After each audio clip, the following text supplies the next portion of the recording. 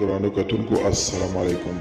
زه محمد سلمان همدرد د حق غږ پښتو چینل خبري لنډیز کې ستاسو کوربه او ستاسو په امر اړوند د مهمو خبرونو لنډیز. امریکا د بهرنیو چارو وزیر مایک پامپیو وایي چې د دوحې تړون څخه وروسته په افغانستان کې د امریکایي ځواکونو پر وړاندې ګواښونه د پام وړ کم شوي دي، خو په افغانستان کې د تاوتریخوالي کچه لا هم لوړه ده. هارن پالیسي ورځپاڼې په خپل یوه تازه مطلب کې لیکلي چې جو بایډن د هغه د نړیوالو متحدینو او د عدالت غوښتونکو تر زیات فشار لاندې دي تر څو د جرمونو نړیوالې محکمې پر غړو هغه بندیزونه چې اوسنی ولسمشر ټرمپ لګولي وو ایسته کړي. د امریکا ولسمشر ډونالډ ټرمپ یو ځل بیا ویلي چې هغه به هله سپینه ماڼۍ پرېږدي چې نوی منتخب ولسمشر جو بایډن په رسمي ډول د امریکا راتلونکي ولسمشر په توګه تایید شي.